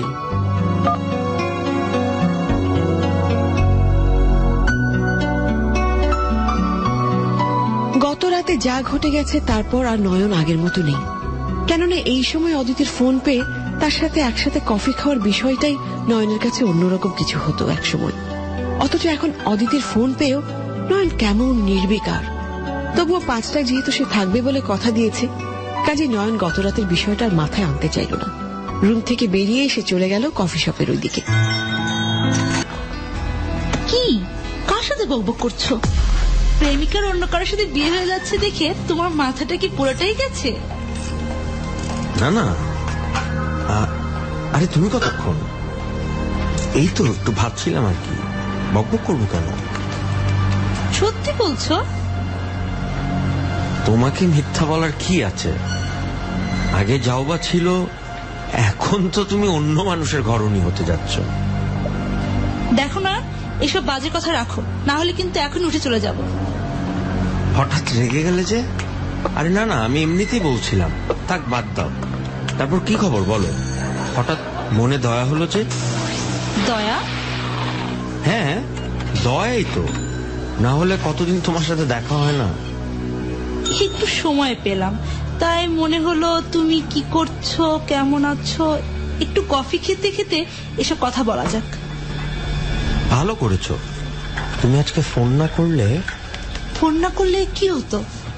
না না, তেমন কিছু না, এমনিতেই। তুমি কিছু লুকোচ্ছ? আচ্ছা শোন, যে কারণে এখানে তোমাকে ডেকেছি, আমার উপর তোমার খুব রাগ, তাই না? না না, রাগ হতে যাবে কেন? কোনো রাগও নেই, অভিমানও নেই। এই দেখো, কফি খেতে এসে কথা বলতে বলতেই সন্ধ্যা লাগিয়ে দিলে, অথচ কফি খাওয়া হলো না। Excuse me. জি বলুন। আমার ক্যাপাচিনো, তোমার? Cold coffee. জি, ওয়েট করুন, দিয়ে যাচ্ছি। হ্যালো হ্যালো, হ্যাঁ শুনতে পাচ্ছি, বলো। না না, এই তো কফি খেতে এসেছি। কার সাথে? আছে আমার এক বন্ধুর সাথে। হ্যাঁ হ্যাঁ, আরে না না, কফি খেয়ে উঠবো। কি, তুমি বাসায় আসবে? আচ্ছা ঠিক আছে, তুমি, আচ্ছা ঠিক আছে, আমি চলে যাব সময় মতন। ওকে, রাখি, টাটা। এই নাও, কফি চলে এসেছে। আগের থেকে এরা অনেক ফাস্ট হয়ে গেছে, দেখলে? তাই নাকি? ব্যবসা বুঝে গেছে, বুঝলা? যত তাড়াতাড়ি সার্ভ করা যাবে তত তাড়াতাড়ি কাস্টমারের খাওয়া শেষ হবে। নতুন কাস্টমারদের আর বসার জন্য অপেক্ষা করতে হবে। ভালোই বলছো, কফিটা কিন্তু দুর্দান্ত হয়েছে। অনেকদিন পর তো, বোধহয় তাই এমন লাগছে। তুমি আবার নস্টালজিক হয়ে গেলে। আচ্ছা একটা কথা বলি। বলো। না তেমন কিছু না, এই ধরো যা ঘটছে আর কি। আজকেও 4 জন মারা গেছে। কেন? আরে তুমি কোন দুনিয়ায় থাকো? কালকে রাতে 5 জন আর আজকে এরই মধ্যে 4 জন, সবার মৃত্যুর কারণ একই রকম। আশ্চর্য একটা ঘটনা। তাই নাকি? শুধু তাই নাকি দিয়ে শেষ করলা? কাল রাতে হাসপাতাল থেকে শুরু হয়েছে এই ঘটনা। একজন নার্স নাকি বলছে হাসপাতাল থেকেই এর শুরু হয়েছে। কি জানি, হতেও পারে। এই তোমার দেরি হয়ে যাচ্ছে না তো আবার? তাড়িয়ে দিচ্ছ? না, আবার যেন আসতে পারো তাই সময় মতো ছেড়ে দিচ্ছি। ঠিক আছে, তাহলে আজকের মতো উঠি। আর হ্যাঁ, কয়েকদিন ফোন বন্ধ থাকবে। আগামী সপ্তাহে ভুটান যাব, সেখান থেকে ফিরেই কথা হবে। তাহলে সব শেষ করেই ভুটান যাচ্ছ? সব শেষ করে ভুটান যাচ্ছি না, পুরানো যা তা শেষ হবার অনেক পরে নতুন করে শুরু করতেই ভুটান যাচ্ছি। বাবা, ভালো যুক্তি। জানো তো, খুন করার পরও খুনি কিন্তু তার কাছকে যৌক্তিকই মনে করে। তাই নাকি? তাহলে মনে হচ্ছে শহরে আবারও কয়েকটা খুন হতে পারে। গতকাল 5 আর আজ এখনো পর্যন্ত 4।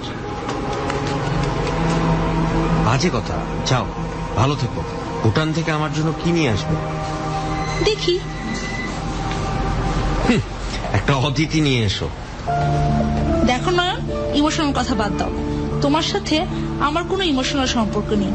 যা আছে সেটা বন্ধুতা। সেটা রাখতে চাইলে আর ইমোশনাল বিষয় টেনে এনো না। ওকে, ঠিক আছে, ডান। উঠলাম। এই যে ভাই, বিলটা নিয়ে যান তো। ওকে, বাই বাই। তুমি আর একটু বসবে নাকি? একটু বসবো আর কি।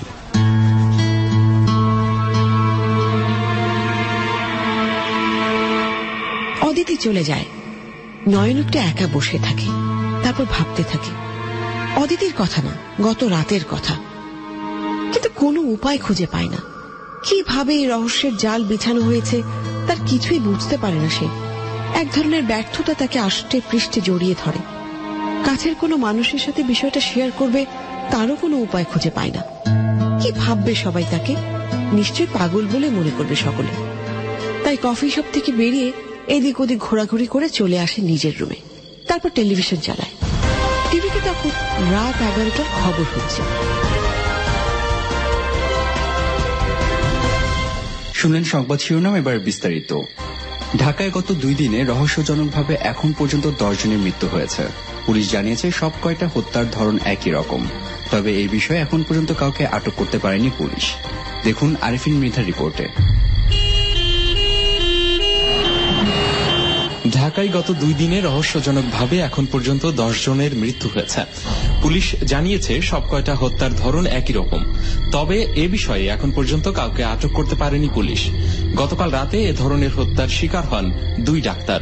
এদের একজন আন্তর্জাতিক স্বীকৃতপ্রাপ্ত গবেষক ডাক্তার জামান, যিনি মানুষের অসীম ক্ষমতা অর্জনের সম্ভাব্যতা নিয়ে বেশ কয়েকটি রিসার্চ করেছেন, যে রিসার্চগুলো ইতিমধ্যেই পশ্চিমা বিশ্বের বেশ কয়েকটি দেশে আলোড়ন তুলেছে। হাসপাতালে আরো একজনের মৃত্যু হয়, তার নাম doctor Sajida. Doctor Sajida doctor জামানের অ্যাসিস্ট্যান্ট হিসেবে কয়েক বছর ধরেই কাজ করছিলেন। আর তারপরেই শহরে আরো 8 জনের মৃত্যু হয়েছে। এরা হলেন একটি বেসরকারি ব্যাংকের ম্যানেজার। আরে ধুর, সব জায়গায় দেখি একই বিষয়। আচ্ছা, শুরুটা তো হাসপাতাল থেকেই হয়েছে, আর ডাক্তার জামানও রিসার্চ করেছেন। তাহলে কি এমন হতে পারে যে ডাক্তার জামান... আরে ধুর, এই সময় কারেন্ট যায় নাকি? কে কে কে কে ওখানে? ম্যাচটা কোথায় রাখলাম? আমার সাথে এসব কি হচ্ছে প্রতিদিন? এই কে ফিসফিস করে কথা বলে? কে?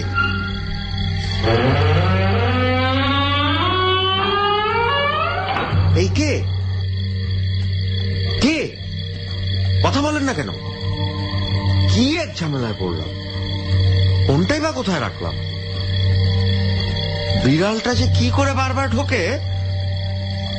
এই বিড়াল, যা যা, এখানে খাটের নিচে কি?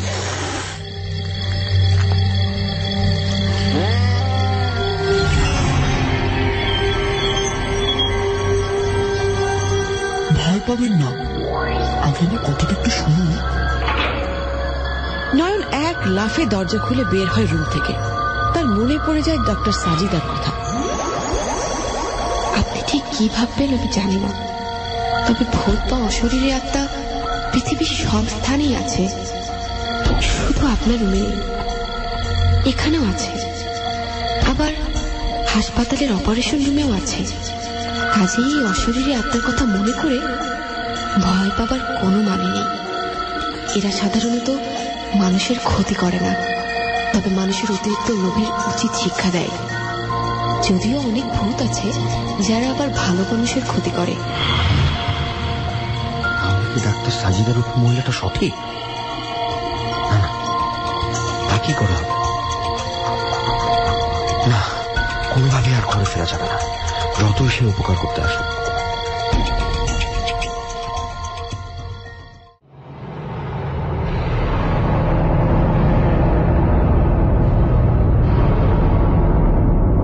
এর মধ্যেই নয়ন রাস্তায় নামে।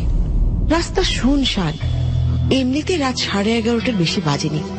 তারপরেও প্রতিদিনের এই ব্যস্ত রাস্তাটা এত শুনশান কি করে হলো সেটাই বুঝতে পারে না নয়ন। সে এখন কি করবে কিছুই বুঝতে পারছে না। তারপর রাস্তা ধরে এগোতে থাকে। তার সামনে চলে আসে একটা কুকুর। কুকুরটা লেজ নাড়াতে নাড়াতে নয়নের সামনে দিয়ে হাঁটছে। নয়ন কুকুরটার দিকে তাকায়, তারপর আবার হাঁটতে থাকে। দেখে মনে হচ্ছে কুকুরটা যেন জানে নয়ন কোথায় যাবে, অথবা কুকুরটাই নয়নকে পথ দেখিয়ে নিয়ে যাচ্ছে। নয়নের হঠাৎ বেড়ালটার কথা মনে পড়ে। তারপর সে দাঁড়িয়ে পড়ে। কি অবাক কাণ্ড! কুকুরটা দাঁড়িয়ে পড়ে রাস্তায় এবং ক্রমাগত লেজ নাড়তেই থাকে। নয়ন একটু ভাবে, তারপর আবার উল্টো দিকে হাঁটতে থাকে। তারপর পেছন ফিরে সে দেখতে থাকে কুকুরটা আছে কিনা। না, নেই। নয়ন হাঁফ ছাড়ে। মোড় পেরিয়ে যেতেই তার চোখে পড়ে একটা ডাস্টবিনের কাছে কুকুরটা দাঁড়িয়ে আছে। নয়ন ঠিকই বুঝতে পারে যে কুকুরটা সাধারণ কোনো কুকুর না, এটা বিশেষ কোনো কুকুর, ঠিক বেড়ালটার মতো। তারপর নয়ন কিভাবে যেন সাহসী হয়ে ওঠে। সে কুকুরটাকে বলে ওঠে, ঠিক আছে, আমাকে কোথায় নিয়ে যেতে চাস আমি সেখানেই যাব, চল। কি আজব কাণ্ডের ভিতর পড়লাম, একবার বেড়াল, একবার কুকুর। কি এ তো হাসপাতালের দিকে নিয়ে যাচ্ছে। এই সামনের মোড় পেরোলেই তো হাসপাতাল। তাহলে কি মেয়েটার কথা ঠিক যে ভূত বা অশরীরী আত্মা পৃথিবীর সব স্থানেই আছে, এখানেও আছে, আবার হাসপাতালের অপারেশনের রুমেও আছে? তাহলে এটা নিশ্চয়ই না, থাক, আগে থেকেই ভেবে রাখা ঠিক হবে না। দেখি ও কি করে। না, ও তো হাসপাতালের সামনের দিকে যাচ্ছে না, যাচ্ছে তো পেছনের দিকে। এখন এত রাতে হাসপাতালের পেছনের যাওয়াটা কি ঠিক হবে? ওদিকে তো ডাস্টবিন আর ময়লা আবর্জনায় ভরা। কুকুরটা কিছু একটা খুঁজছে, কিন্তু কি খুঁজছে? সে যেহেতু আমাকে নিয়ে এসেছে, তাই আরেকটু আগালে নিশ্চয়ই কোনো সমস্যা হবে না। যাই তো, মনে হয় পেয়েছে। এত একটা পলিথিনের ব্যাগ নিয়ে দাঁড়ালো, তার মানে কি আমাকে ওটা নিতে হবে? দাও দেখি। হ্যাঁ, ব্যাগের ভিতর কিছু একটা আছে মনে হয়, একটা সিরিঞ্জ আর একটা ছোট্ট শিশি, লিকুইড জাতীয় কিছু একটা হবে হয়তো। হ্যাঁ তাই, কিন্তু এসব দিয়ে আমি কি করবো? মানে খেপে গেল নাকি? নয়ন কুকুরের কথা শুনে অবাক হয়ে তাকাতেই দেখতে পেল ওটা কুকুর নয়, একজন মানুষ, ছায়া। ভয় পাবেন না, আমি আপনার ভালোর জন্যই বলছি। আমি ডক্টর জামান। আমার একটা ভুলের জন্য আজ আমি পৃথিবীর সব মানুষকে বিপদে ফেলেছি। আজ শুধু ঢাকায় মানুষ মারা যাচ্ছে। 2 দিন পর ও যখন বংশ বিস্তার করা শুরু করবে, তখন ধীরে ধীরে পৃথিবীর সকল মানুষই এই প্রজাতির ভয়ঙ্কর অথচ ক্ষমতাধর মানুষের দ্বারা ক্ষতিগ্রস্ত হতে থাকবে। সবাই কেউ মেরে ফেলবে আর নিজেদের একটা সমাজ তৈরি করবে। ওকে একমাত্র আপনিই ঠেকাতে পারেন, কারণ ওকে আপনি একদম প্রাথমিক অবস্থা রেখেছেন। আপনি কার কথা বলছেন? গত রাতে ডাক্তার সাজিদা আপনার সাথে একসাথে হেঁটেছে, অথচ আপনার কোনো ক্ষতিই সে করেনি, বরং আপনাকে নিশ্চিত অ্যাক্সিডেন্টের হাত থেকে বাঁচিয়েছে। মানে কেন সে আপনার কোনো ক্ষতি করেনি সে বিষয়টা আমার আয়ত্তের বাইরে। তবে এটা নিশ্চিত করে বলতে পারি যে ও আবার আপনার কাছে আসবে। তাই নাকি? কিভাবে আর কেনই বা আসবে বলুন? দেখুন, আমার হাতে আজকে রাতটাই সময় আছে। আমার অতৃপ্ত আত্মা অন্য কোনো গ্রহে চলে যাবে, তবে যাবার আগে আমি আমার বেঁচে থাকার সময় অকর্ম শুদ্ধাতে আপনার সাহায্য চাইছি। আজকে রাতে যদিও আপনার সাথে দেখা করতে আসে, তাহলে এই সিরিজটা দিয়ে আপনার হাতে রাখা বোতলের ওই তরল ঔষধ ওর গায়ে পুশ করবেন। কিন্তু আমি কিভাবে বুঝবো যে ও আমার কাছে এসেছে? ও আসলে আপনি বুঝতে পারবেন, কারণ ও যাদের এখন পর্যন্ত হত্যা করেছে তাদের ভেতর একমাত্র আমি ছাড়া আর সকলের রূপ ও ধারণ করতে পারে। আর মৃত কারো রূপ ধরেই ও আপনার কাছে আসবে। কিন্তু যদি না আসে, তাহলে আপনাকে ওকে খুঁজে বের করতে হবে। তবে মনে রাখবেন, ও যখন একবার আপনার ক্ষতি করেনি কখনোই আপনার ক্ষতিও করবে না। তাও কি সম্ভব? হ্যাঁ, সম্ভব। এই যে শুনছেন, হয়ে গেল কি এক ঝামেলার ভিতর জড়িয়ে পড়লাম। কুকুরটা এই যা দৌড়ে চলে গেল। তো যাক, আগে এই ময়লা আবর্জনার স্তূপ থেকে বের হওয়া দরকার। এত রাতে আবার কে ফোন করলো? এ কি, এত অদিতি এত রাতে? হ্যালো হ্যালো নয়ন, তুমি কোথায়? এই তো একটু রাস্তায় হাঁটতে বের হয়েছি। রাস্তায়? কোথায়? কেন বলো তো? আমার এলাকাতেই। আজকে তোমার সাথে রাস্তায় হাঁটতে ইচ্ছা করছে। হঠাৎ করে মনে হলো তোমার সাথে কতদিন একসাথে হাঁটি না। তাহলে চলে এসো। আসতেই তো চাচ্ছি। আরে কোথায় সেটা বলো না। রিসেন্ট হসপিটালের সামনে আসো। ওকে, বাই। হ্যালো হ্যালো, দিল তো লাইনটা কেটে। কিন্তু এত রাতে অতিথি রাস্তায় বের হবে? হোস্টেল থেকে বের হতে না হয় দিল, কিন্তু ঢুকতে তো দেবে না। না, মেয়েটা পাগল আছে। তাহলে আর কি করার, হাসপাতালের সামনেই যাই। আরেকবার ফোন দিয়ে দেখবো নাকি? এই ঘুমের ভেতরও তো কথা বলতে পারে। The number you are calling cannot be reached. এ কি, এই মাত্রই কথা বললো আর এখন ফোন বন্ধ? এমনিতেই এত রাত।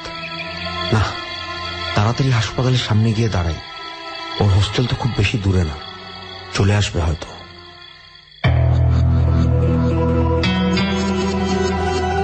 নয়ন হাসপাতালের সামনে এসে দাঁড়ায়, অপেক্ষা করে অদিতির জন্য। অথচ নয়ন জানে না অদিতি আর কখনোই আসবে না, কারণ কাল রাতে নয়নের সাথে হাঁটার সময় ডাক্তার সাজিদা রূপী সেই ভয়ঙ্কর ক্ষমতাধর মানুষ প্রাণী নয়নের সব ডিটেইল নিয়ে নিয়েছে। আর সবার ক্ষেত্রে বিষয়টা আলাদা হলেও ভয়ঙ্কর প্রাণীটা যেহেতু নয়নকে বাঁচিয়েছে, কাজেই নয়নের প্রতি তার দুর্বলতা থেকেই সে নয়নের ডিটেইল পড়ে ফেলেছিল। কাজেই নয়নের সবকিছুই সে জানে। অদিতি কেন নয়নকে ছেড়ে আরেকজনকে বিয়ে করছে সে কারণটাও সে জানে। তাই অদিতিকে একটা উচিত শিক্ষা দেবার পরিকল্পনা তার তখন থেকে ছিল। হতে পারে মানুষের রূপ নেওয়া ভয়ঙ্কর প্রাণীটা নয়নের প্রতি কৃতজ্ঞ, কারণ হাসপাতাল থেকে বের হওয়ার পর এই পৃথিবীতে তাকে বুঝতে তাকে সময় দিয়েছে নয়ন। আর এ কারণেই আজ সন্ধ্যায় অদিতি তার হবু হাজবেন্ডের সাথে দেখা করার পর ওত পেতে থাকা মানুষরূপী ওই ভয়ঙ্কর প্রাণীটা অদিতিকে হত্যা করে। এদিকে নয়ন এত কিছু জানে না, জানার কোনো উপায়ও নেই। সে আছে অদিতির অপেক্ষায়। অপেক্ষা করতে করতে সে নিজের হেডফোন কানে লাগায়, গান শুনে এফএম রেডিওতে। আর ঠিক তখনই হঠাৎ করে অদিতি তার সামনে চলে আসে, যে আসলে অদিতি নয়।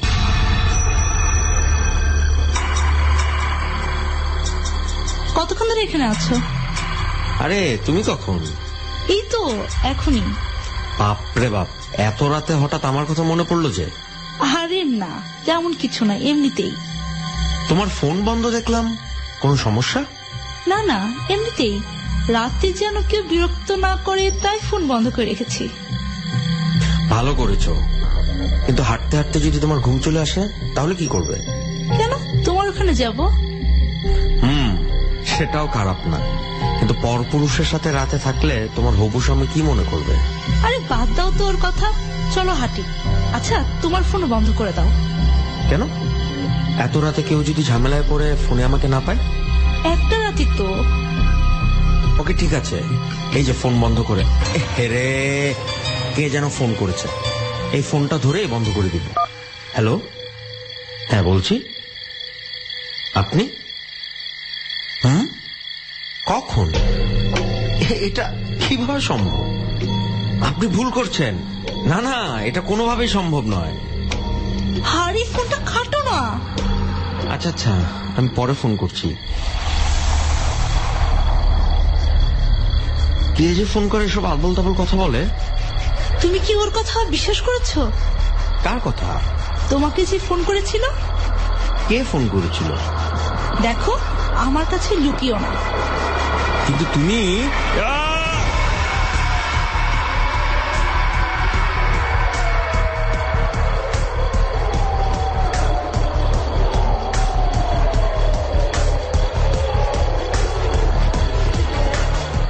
নিজের যতটা শক্তি আছে সবটুকু দিয়ে নয়ন মেয়েটাকে আঘাত করল, ফলে সে মাটিতে পড়ে গেল।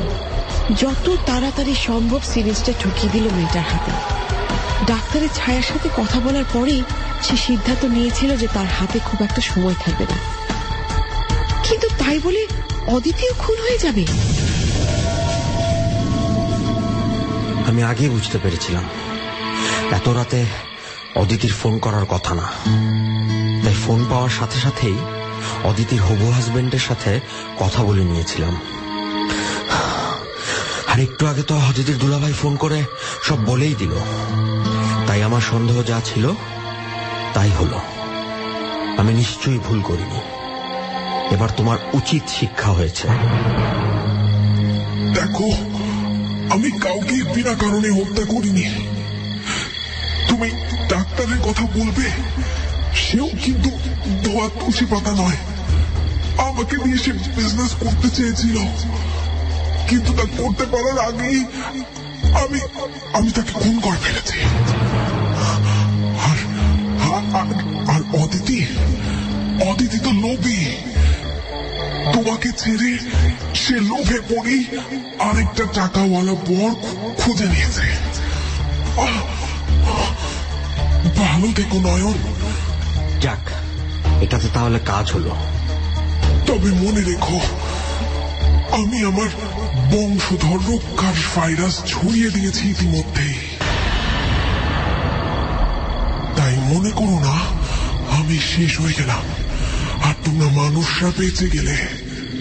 আমি জানতাম তুমি একটা সিরিঞ্জ নিয়ে ঘুরছো, কিন্তু ডাক্তারের আত্মা এটার খোঁজ তোমাকে দিয়েছে সেটা জানতাম না।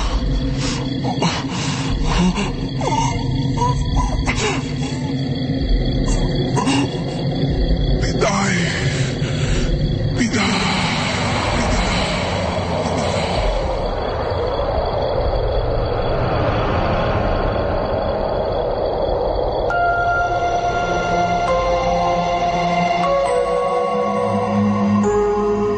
ভয়ঙ্কর প্রাণীটা মারা যায় আর নয়নের জীবন থেকে চিরকালের জন্য হারিয়ে যায় অদিতি। তবে সেই বিশেষ মানুষের বলে যাওয়া কয়েকটা কথা নয়নকে ঘুমোতে দেয় না। অশরীরী আত্মা পৃথিবীর সব স্থানেই আছে, আর বিশেষ মানুষের ভাইরাস সে ছড়িয়ে দিয়ে গেছে। তাই যেখানে অস্বাভাবিক মৃত্যু সেখানেই চলে যায় নয়ন।